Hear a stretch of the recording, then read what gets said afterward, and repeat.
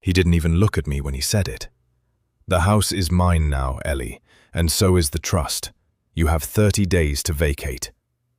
I sat in the sunlit morning room of the Southampton house, the one my late husband built with his own hands back in 1978. The Atlantic breeze slipped through the open French doors, carrying the faint salt scent I had loved for decades. My coffee was still warm in the porcelain cup when the front door opened without a knock. Victor walked in.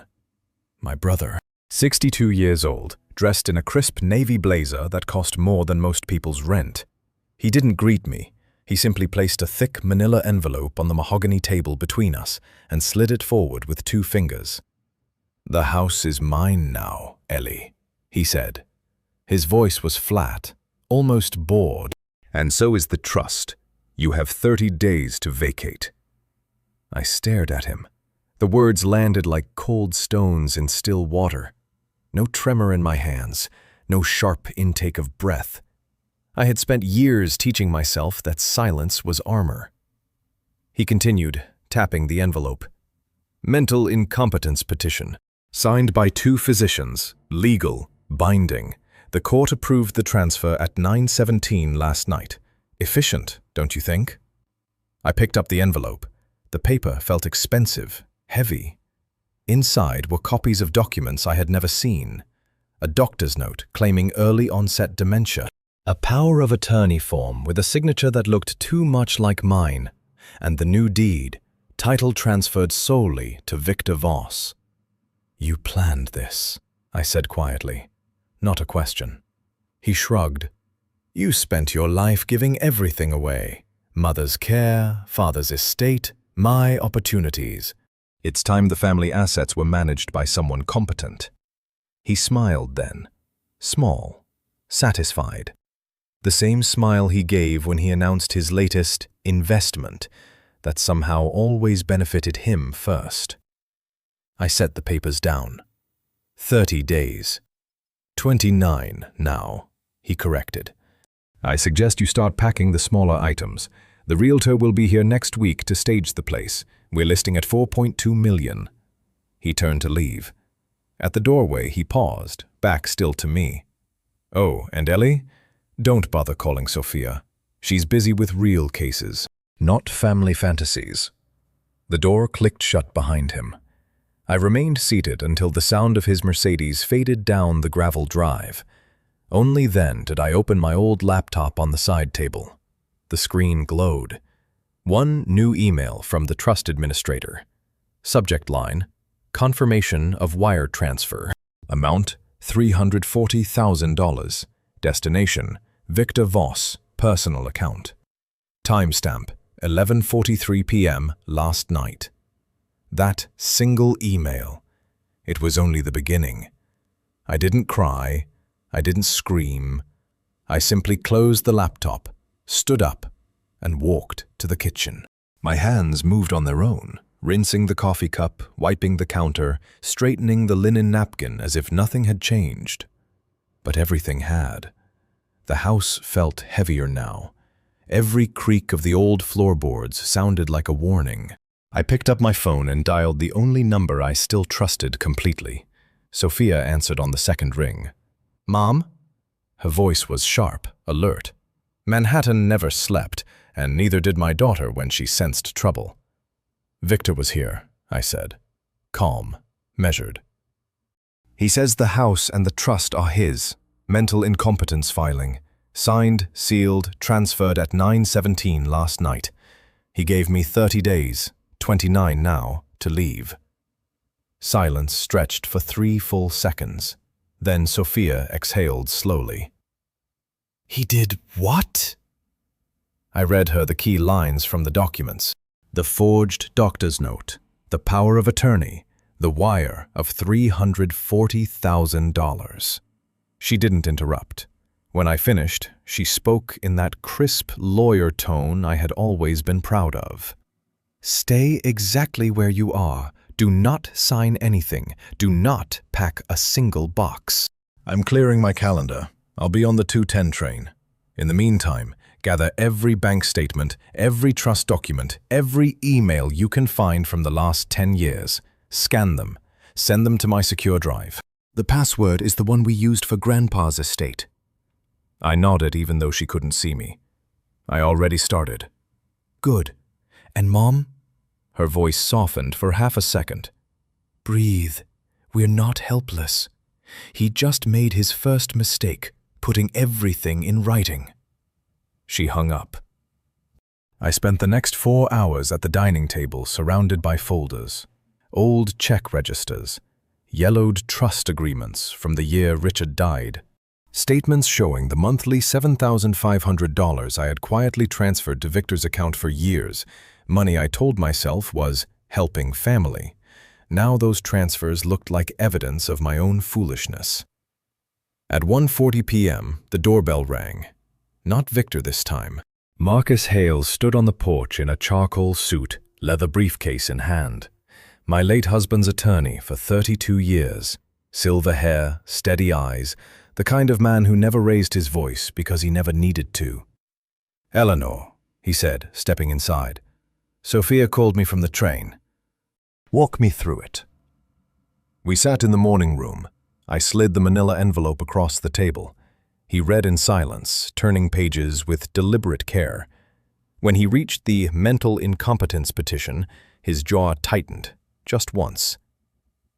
"These physicians," he said, Dr. Alan Roth and Dr. Margaret Klein, neither has treated you in the last decade. Roth retired to Florida 3 years ago. This is perjury at minimum." He looked up. "Victor moved fast, too fast. That usually means sloppy paperwork somewhere." I told him about the $340,000 wire. Marcus made a note. "We'll freeze what we can today, but I need your signature on a retainer and a countersuit authorization. We're filing for an emergency stay on the eviction and a full audit of the trust." I signed without hesitation. The pen felt steady in my hand. He stood. "I'll have the motion before a judge by close of business. In the meantime, change every password you have. And Eleanor, do not engage with Victor directly. Let the papers speak." As he reached the door, he paused. "One more thing. If he tries to serve you with anything, call me immediately, day or night."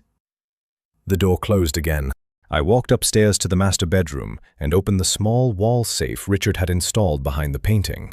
Inside, the original trust documents, Richard's handwritten codicil naming me sole trustee until my death or incapacity, and a flash drive with scanned medical records proving my mind had always been sharp.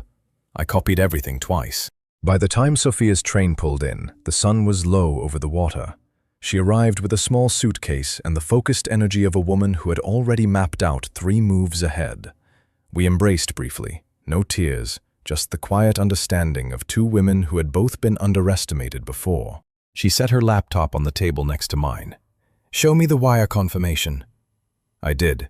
Her fingers flew across the keys. "Offshore routing, no. Domestic, that's traceable. Good." We worked until midnight.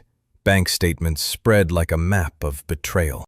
Every small withdrawal Victor had made over the years, $12,000 here for family expenses, $28,000 there for investment advice. All from the trust I thought I still controlled. At 12:17 a.m., my phone buzzed with an unknown number. I answered on speaker. A process server's clipped voice. "Eleanor Voss?" "Yes." "You've been served. Restraining order, effective immediately. You are prohibited from coming within 100 feet of the Southampton property at 14 Ocean Bluff Lane. Violation is contempt of court." The line went dead. Sophia looked at me across the scattered papers. Her eyes were steel. The paper in my hand felt heavier than the house itself. I spent the night packing only what fit into 2 suitcases. The restraining order was crystal clear, 100 feet from the property. So I left the house at dawn, before the realtor's van pulled into the drive. No note. No last look around, just the click of the front door and the crunch of gravel under my tires. The small apartment I found was 2 miles inland, above a quiet antique shop. 1 bedroom, white walls, a kitchenette with a 2-burner stove, and a fridge that hummed too loudly. $1,800 a month. I paid 3 months up front from my personal checking account, the one with $11,400 left after Victor's latest freeze attempt. No ocean breeze, no morning room, just 4 walls, a folding table, and the faint smell of old wood polish. I set my laptop on that table and dialed the number Sophia had given me. Lena Park answered on the first ring, mid-40s, sharp eyes behind wire-rimmed glasses. She arrived 40 minutes later with a black leather binder and a portable scanner. "Mrs. Voss," she said, shaking my hand once, firm. "Show me everything you have." We worked straight through lunch, bank statements spread across the table like a map of quiet theft. Lena's calculator clicked steadily. She highlighted line after line. "Here," she said, tapping a withdrawal dated 14 months ago.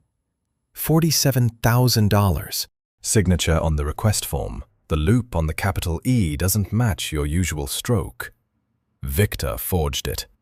I leaned closer.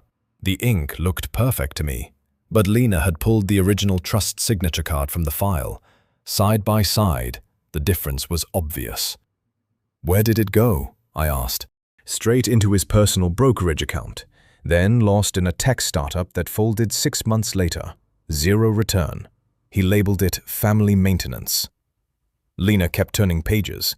Another transfer, $92,000, then $215,000 over the following 18 months. All of them wired to accounts Victor controlled.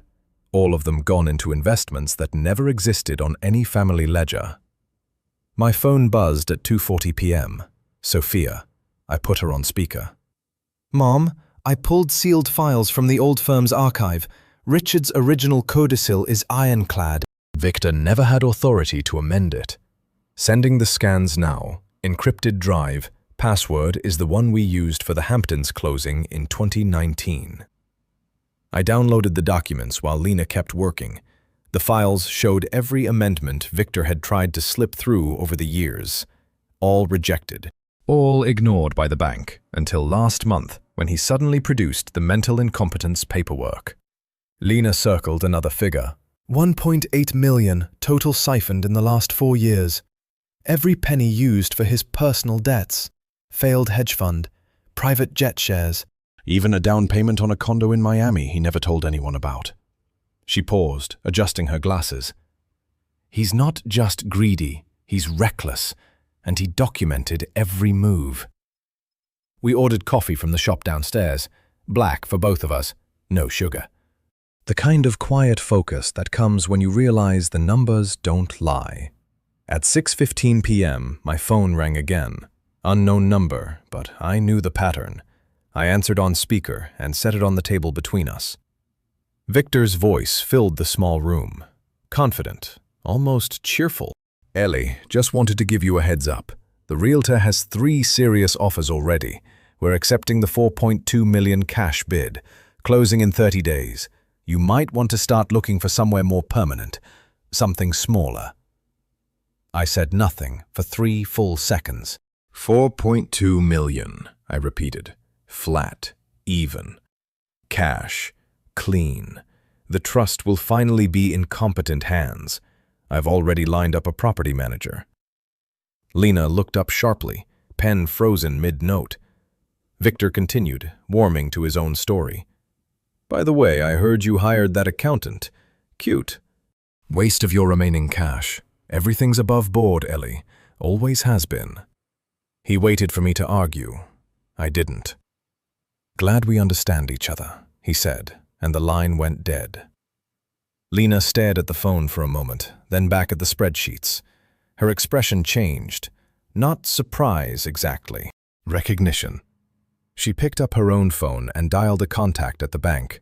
I heard her speak in low, precise tones. Confirmation codes, account numbers. Then she hung up. Lena turned to me slowly. Her voice stayed professional, but the words landed like ice. "Mrs. Voss, the trust was never dissolved, but there's something worse. A second set of books." I stared at Lena across the folding table. The antique shop below us had gone quiet for the evening, leaving only the low hum of the refrigerator and the faint creak of floorboards under our chairs. "A second set of books," I repeated. My voice stayed even, no tremor. Lena nodded once and opened a new folder from her binder. Inside were scanned ledgers she had pulled from the Trust's secondary archive, records the bank had never shown me before. She spread 3 pages side by side. "Official ledger," she said, tapping the first sheet. "What Victor filed with the court. Clean, balanced. Shows the trust at $8.7 million, exactly as it stood when Richard passed." She moved to the second page. "This is the internal reconciliation file the bank kept for compliance. Different routing numbers, different memo lines. Look at the totals." The numbers didn't match, not even close. Lena traced a column with her pen. $1.8 million transferred out over 31 months. Every transfer labeled family advancement or estate planning fee, but the destination accounts belong to shell companies in the Caymans and Singapore. All of them trace back to Victor. Every single one. I leaned in. The ink on the pages looked ordinary, but the figures burned. "April last year," Lena continued. $420,000 to Cayman account 4782-91. June, another $350. Then the big one in November. $600,000 wired the same week he told you the market was volatile and you should trust his judgment.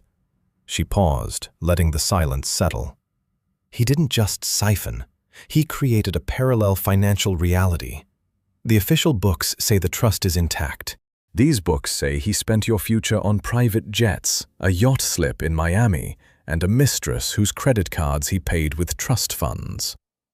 I didn't speak right away.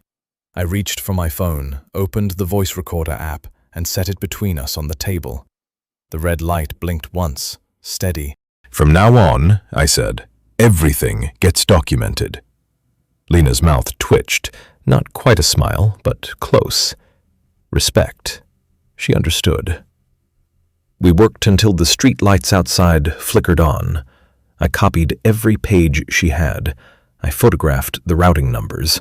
I emailed encrypted versions to Sophia's secure drive and to Marcus Hale's office. Each click of the mouse felt like another brick in a wall I was building around what remained of my life. At 8:47 p.m., my phone pinged with a new email. The sender line read, "Victor Voss, Family Advisor." I opened it. "Ellie, in light of recent misunderstandings, I've prepared a simple release form. You sign over any remaining claim to the trust and the Southampton property. In return, I'll drop the mental incompetence matter and cover your legal fees up to $15,000. No court, no public record. A clean break for everyone. Sign by Friday. Or we let the judge decide." I read it twice. Then I forwarded it to Lena without a word. She scanned it, eyebrows rising slightly. "He's nervous. 15,000 is pocket change to him, but he's offering it like a bribe." I typed a reply with 2 fingers, slow and deliberate. "Victor, I will not sign." The line went quiet after I hit send. Lena closed her binder. Smart, short. Gives him nothing to twist in court. She gathered her things and left with a quiet, "Call if anything moves overnight." I sat alone in the small apartment. The refrigerator hummed louder in the stillness. I poured a glass of water and drank it slowly, counting each swallow. 1, 2, 3. Control. I opened my personal banking app on the laptop. The balance still showed $11,400, enough for 2 more months of rent and groceries if I was careful. I closed the app and checked my email one last time before bed. Nothing new. Morning came grey and damp. I made coffee in the tiny kitchenette and opened the apartment's mailbox in the hallway downstairs. A single envelope waited, thick and official, from my bank. I carried it upstairs, unopened, set it on the table next to the recorder, sliced the flap with a kitchen knife. Inside, a single sheet on bank letterhead, Notice of account freeze, effective immediately. Reason: pending family trust dispute and potential commingling of assets. Remaining available balance, $0. The words blurred for half a second. Then they sharpened again. $11,400 gone behind an electronic wall I couldn't touch. I set the letter down flat. My hands stayed steady. I picked up the phone and dialed Lena's number. She answered on the first ring. "Mrs. Voss?" "The bank froze my personal account," I said. $11,400. All of it. A pause, then her voice came back, crisp. "They moved faster than I expected. Victor must have filed an emergency motion yesterday afternoon." I stared at the letter. The printed signature at the bottom looked fresh. "Tell me what we do next," I said. But before Lena could answer, my phone buzzed with another incoming call. Unknown number. Area code from the courthouse. I switched to speaker and let it ring twice before answering. A clerk's flat voice filled the room. "Eleanor Voss, this is the Suffolk County Supreme Court. You've been named in an expedited motion for temporary conservatorship. Hearing is set for next Tuesday at 10 a.m. Victor Voss is requesting full control of all your finances and medical decisions until a full competency evaluation can be completed." The line clicked dead. I looked at the frozen bank letter, still lying open on the table. That single notification, it was only the beginning of the real war. The days after the freeze blurred into a quiet kind of siege. I learned to stretch $1,100 that no longer existed. I sold the antique mahogany side table Richard and I bought in 1992, $4,000 cash from a dealer who drove up from the city. I sold the silver tea service my mother-in-law left me, another $1,800. Each transaction felt like peeling away another layer of the life I once thought was permanent. The apartment fridge held only milk, eggs, and a loaf of bread. I ate standing up, staring out the single window at the alley behind the antique shop. No ocean, no morning room. Just the smell of dust and old varnish. Sophia arrived on the red-eye from LaGuardia. She stepped through my door at 6:12 a.m., carrying nothing but a black leather tote and the same focused calm I had taught her. No hugs that lasted too long. She set her laptop next to mine on the folding table and plugged it in. "Bank statements first," she said. "Every single one from the last 7 years. Lena sent the offshore traces overnight. We're building the timeline." We worked in silence, broken only by the click of keys and the occasional rustle of paper. I showed her the conservatorship motion. She read it twice, then opened a new document titled Countersuit Draft, Voss versus Voss. By noon, we had mapped every unauthorized transfer. $1.8 million. A black Mercedes G-Class bought in Victor's name for $87,000. A 2-week trip to Santorini charged to a trust card, $43,000. Even the platinum card statements showed dinners at Le Bernardin and a private wine tasting in Napa. All of it labeled estate management expenses. "He's not hiding it anymore," Sophia said, voice low. "He thinks you're already neutralized." At 3:30 p.m., my phone rang. Victor. I let it go to speaker on the table between us. "Ellie, I've scheduled a family meeting. Zoom, 4 o'clock sharp." Just the 3 of us. Time to get everyone on the same page. Sophia's eyes met mine. She nodded once. We logged in at 3:58. Victor appeared first, seated in what used to be my morning room. The French doors behind him framed the Atlantic exactly as I remembered. He wore a fresh white shirt, collar open, looking every inch the competent family advisor. Sophia and I stayed off camera. I kept the microphone muted. I only typed notes in a shared document only she could see. Victor smiled at the empty squares. "Good. We're all here. As the new trustee, I've restructured the accounts for efficiency. The Southampton property closes escrow in 22 days. Proceeds go into a new investment vehicle I control. Ellie, you'll receive a monthly stipend of $2,000, tax-free, of course, until the competency hearing confirms my role permanently." He paused, waiting for reaction. none came. "I've also retained a new attorney," he continued. "Marcus Hale has a conflict now that he's representing you." Professional courtesy. The new firm specializes in elder care. They've already filed the full conservatorship papers. Sophia typed rapidly beside me. "He's lying about Marcus. Check conflict statute." Victor leaned closer to the camera. "This isn't personal, Ellie. It's protection. You're 70 next year. These decisions are heavy. Let me carry them." I unmuted for exactly 3 seconds. $2,000, I said. Flat. Even. Then I muted again. Victor's smile faltered for half a heartbeat. "It's generous under the circumstances. Sign the release I emailed yesterday, and we can make it 3,000. No need for court drama." He waited. The silence stretched. "Fine," he said finally. "Meeting adjourned. I'll send the new account login tomorrow. Use it wisely." The screen went black.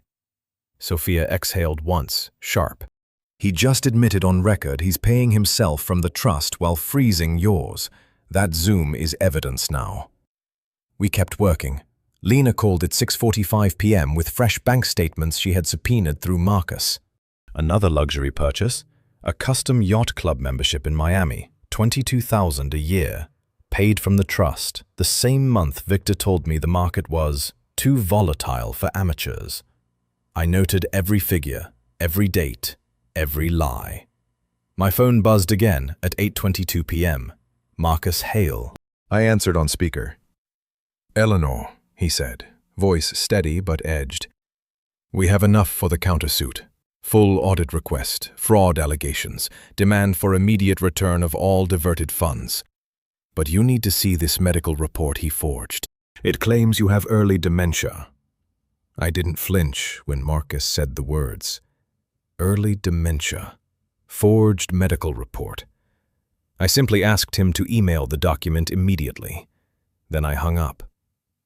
The apartment felt smaller than ever. The single window showed only the alley wall and a sliver of gray sky. I opened the attachment on my laptop and read every line. Dr. Alan Roth's signature, again, claiming confusion, memory lapses, and inability to manage finances, dated 3 weeks ago, the same week Victor had last visited the house under the pretense of checking on me. Rage didn't rise hot and loud. It settled cold in my chest, precise and useful. I closed the file and picked up the phone. This time I dialed my old primary physician, Dr. Claire Bennett, the woman who had overseen my annual exams for 21 years. She answered on the third ring. "Eleanor," she said, warm but professional. "It's been too long." I told her exactly what had happened. The forged report, the conservatorship motion, the numbers, every unauthorized dollar. She listened without interruption. When I finished, her voice stayed calm.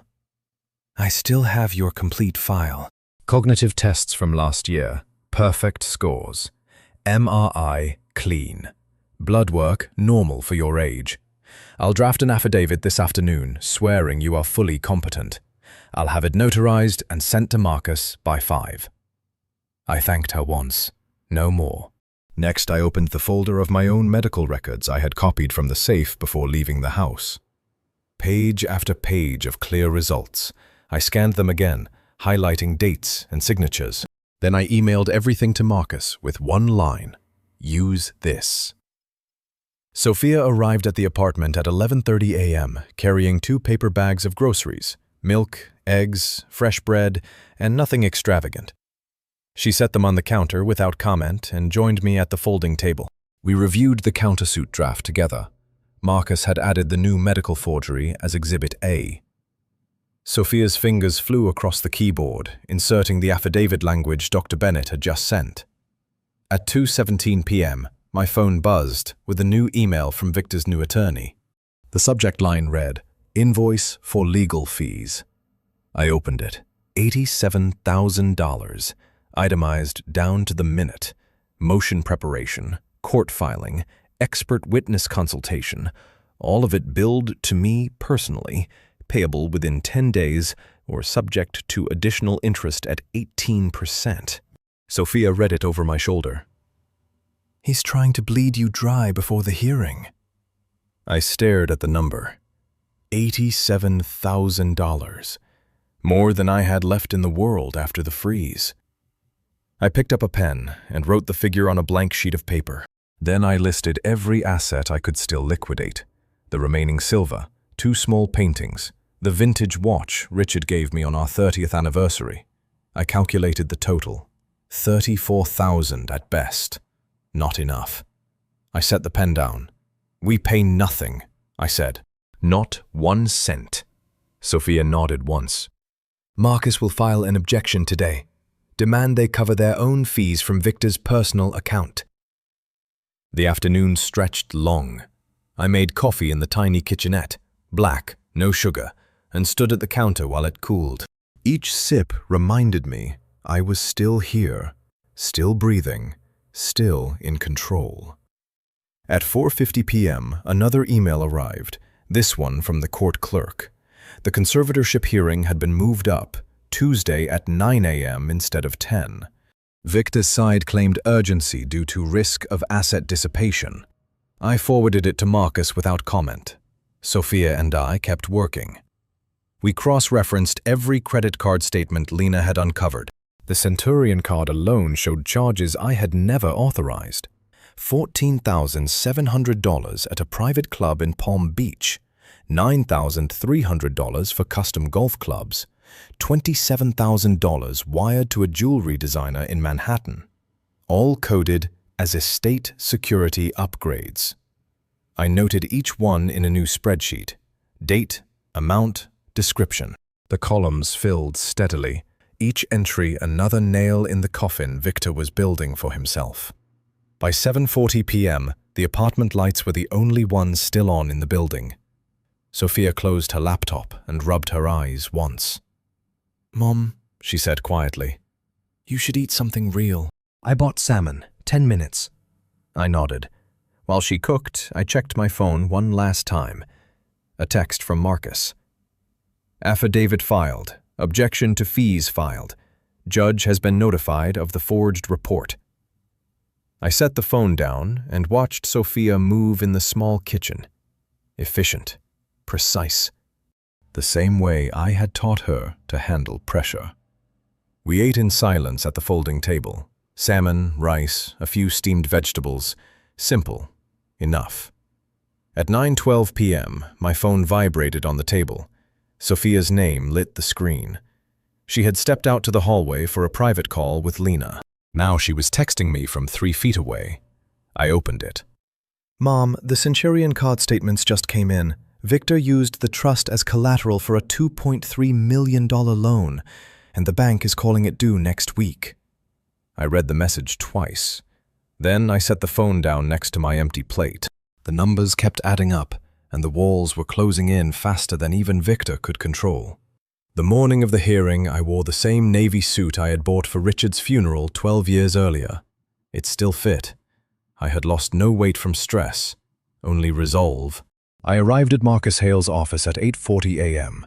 The conference room smelled of polished wood and fresh coffee. Sophia sat to my right, Marcus at the head of the long table. A court reporter was already setting up her machine in the corner. The blinds were open to the gray Southampton light. No one spoke much. We didn't need to. At 8:58, the door opened. Victor walked in with his new attorney, a man in a pinstripe suit who looked like he billed by the syllable.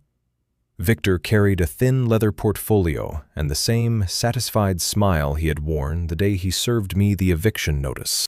He took the chair directly across from me. "Good morning, Ellie," he said, warm, patronizing. Sophia, Marcus, let's get this over with quickly. The judge is expecting my motion at 10.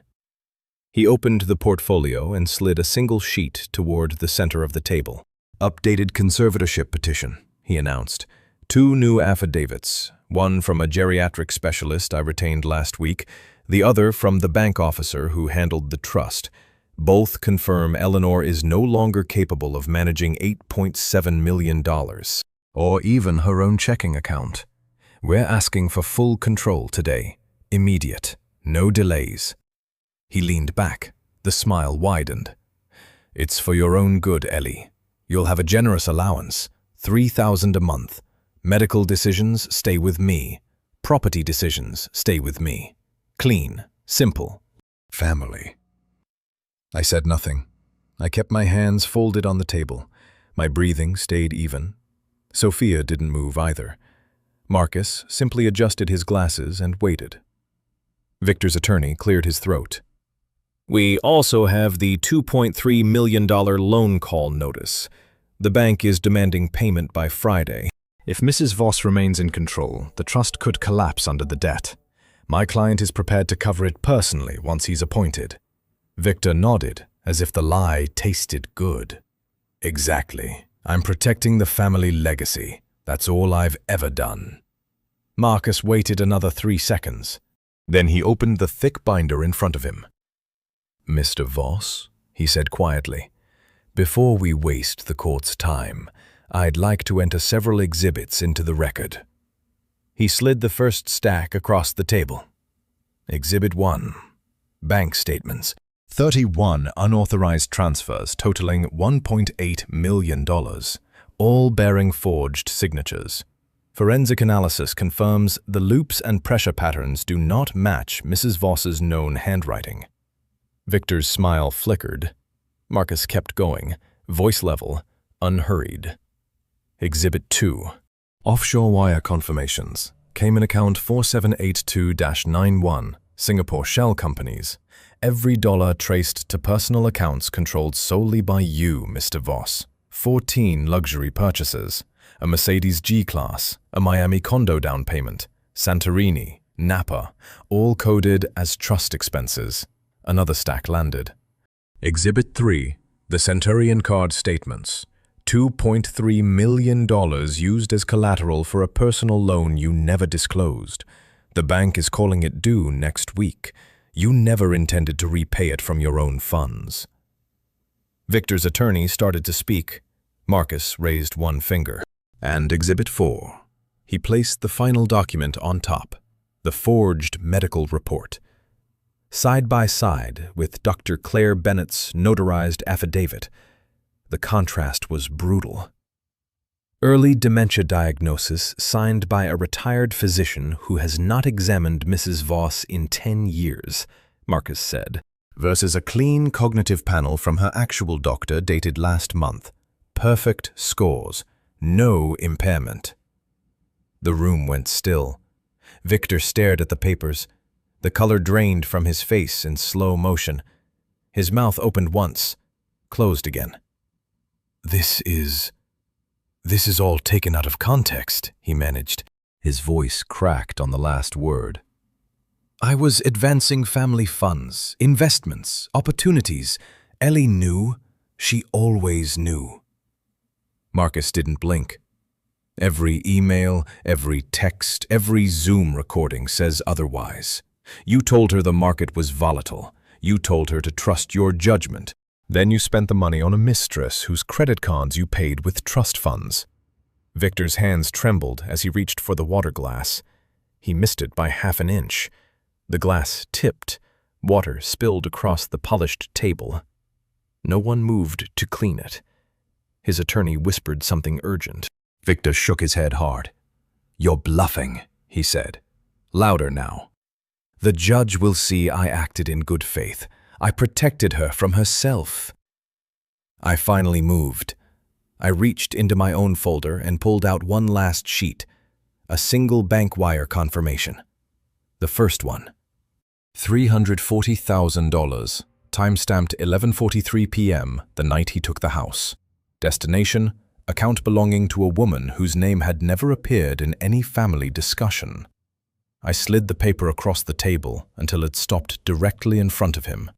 My voice was quiet, clear, cold. Sign this. Victor looked down. It was a full release, immediate return of all diverted funds, resignation as any trustee, personal guarantee to cover the $2.3 million loan call. No further contact.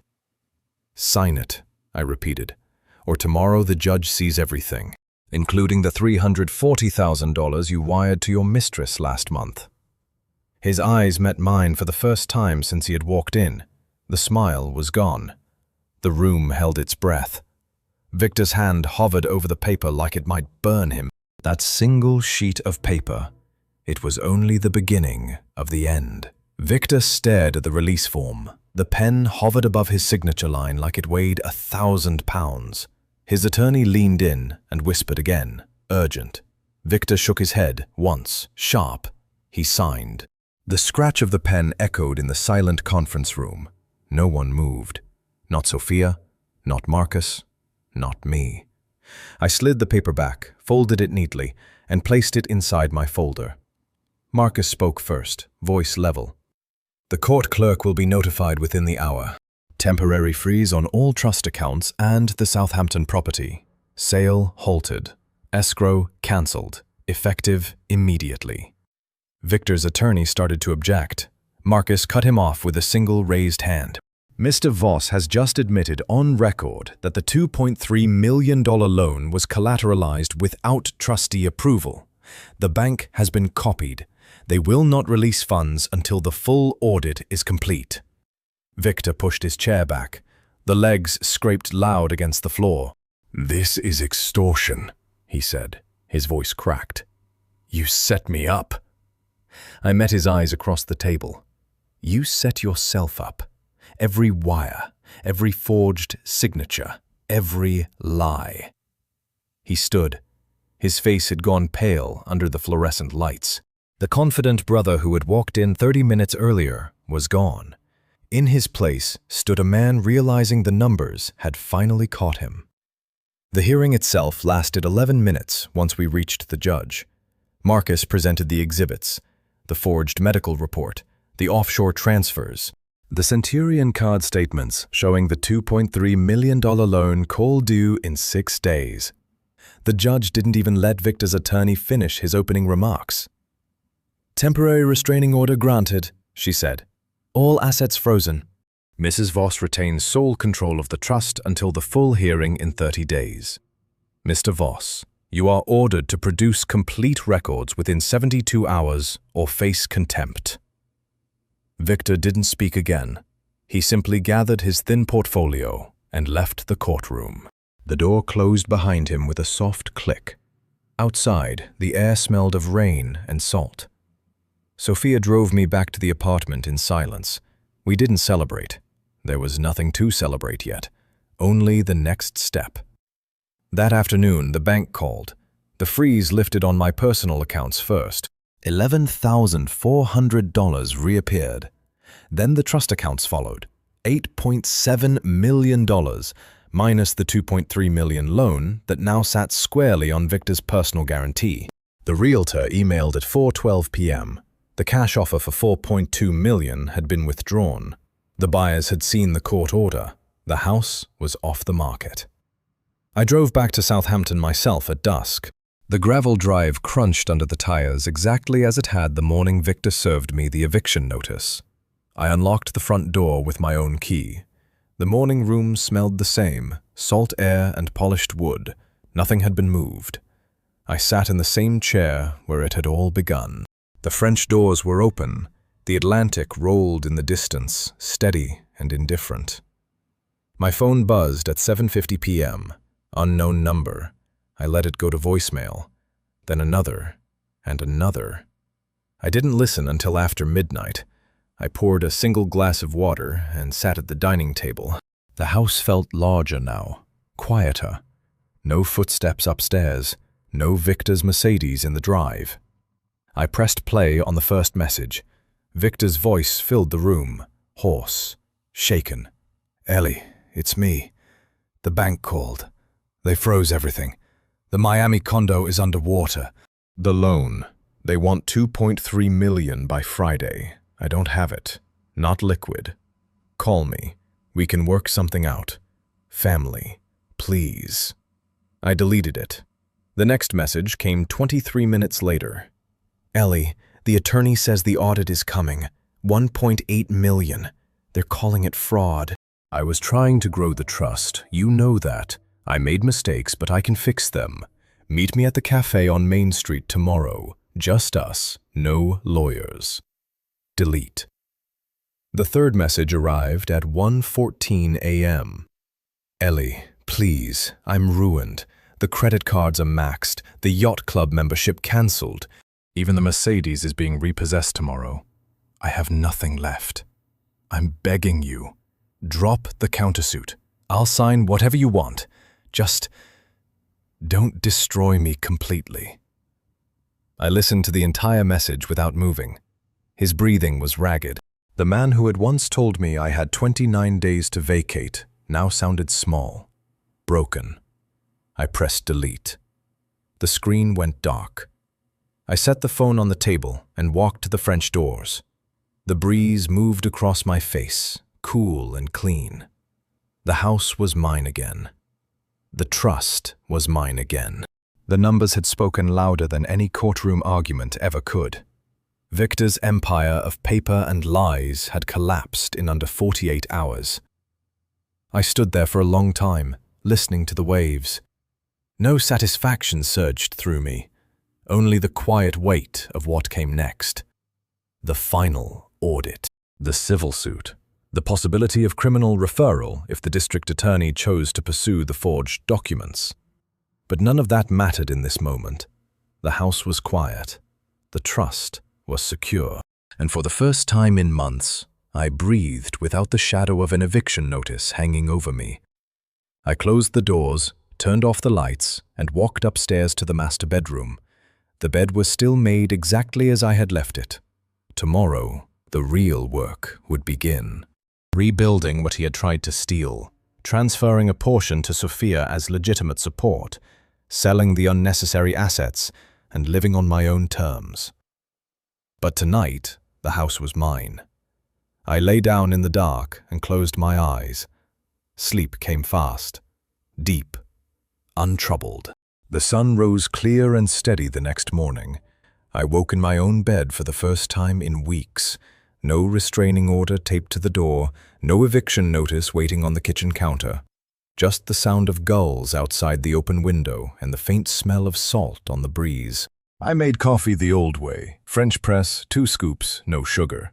I carried the mug to the morning room and sat in the same chair where Victor had slid the manila envelope across the table. The French doors were open. The Atlantic stretched out, blue and endless. For the first time in months, the view belonged to me again. Marcus called at 9:17 a.m. His voice was crisp, final. The full release is filed. Victor's signature is binding. All diverted funds, every last dollar of the 1.8 million, must be returned within 14 days or face contempt. The 2.3 million loan is now his personal liability. The bank has been notified. The Southampton property is permanently off the market. Escrow cancelled. Title restored solely to you. I thanked him once. Short. No celebration. Sophia arrived at noon with a single folder. She set it on the table between us. Legitimate support transfer, she said. 1.2 million from the trust. Structured as a family gifting instrument. Tax-free. Irrevocable. It goes into a new account in my name for the grandchildren's education and my own retirement. Nothing Victor can touch, nothing the court can question. I read the documents line by line, every clause clean, every number exact. I signed where she pointed. The pen moved smoothly across the paper. That's it, she said. You keep 6.5 million liquid. The house. The original investments. Enough to live exactly as you choose. I nodded once. Sell the Miami condo paperwork he tried to hide. Sell the yacht club membership. Sell the extra cars he bought with trust money. Liquidate it all. Put the proceeds back into the principal. We spent the afternoon on the phone with Lena Park. She handled the sales. The numbers came in clean. 480,000 from the condo, 120,000 from the memberships and vehicles. Every cent returned to the trust before sundown. Victor tried to call at 3:40 p.m. I let it ring. The voicemail arrived 30 seconds later. His voice was raw now, stripped of every layer of confidence. Ellie, the district attorney's office contacted me. They're reviewing the forged medical reports, possible fraud charges. I'm facing civil suit from the bank, too. I lost the Mercedes yesterday. The Miami place is in foreclosure. I have nothing left. Please, just talk to me. One conversation. I deleted it without finishing. No reply, no meeting, no second chances. The cut was complete. By the end of the week, the audit was finished. 1.8 million restored to the trust, down to the last cent. Victor's personal accounts were garnished, his credit cards cancelled.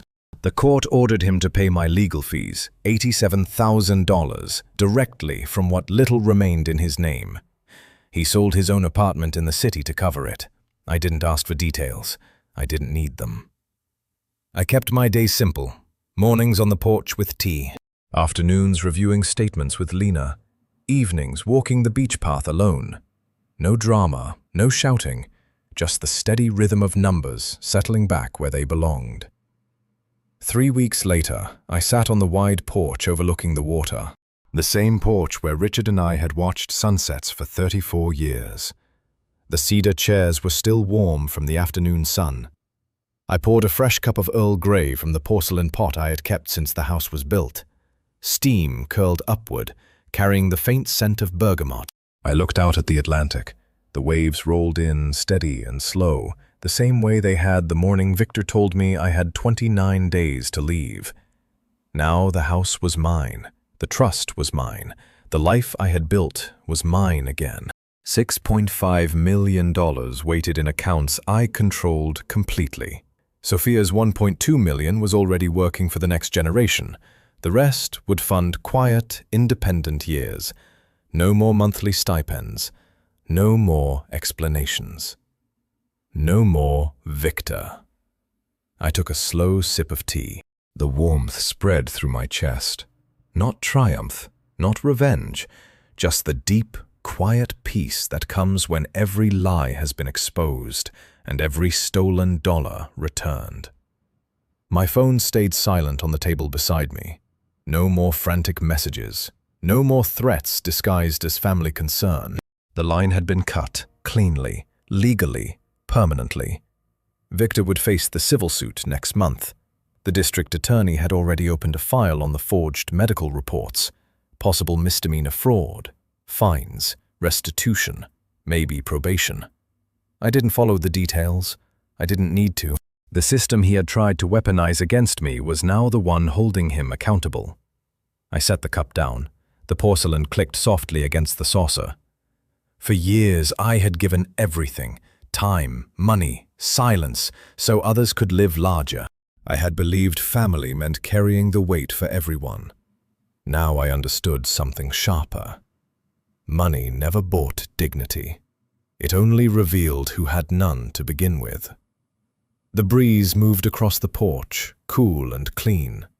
I closed my eyes for a moment and listened to the waves. No regret, no bitterness, only the steady certainty that I had taken back what was mine without lowering myself to his level. I opened my eyes again and looked out at the water. The sun was low now, painting the horizon in soft gold. If you've ever been betrayed by family over money, tell me in the comments what you would have done differently. And if this story touched you, please like and subscribe for more real-life karma stories like this.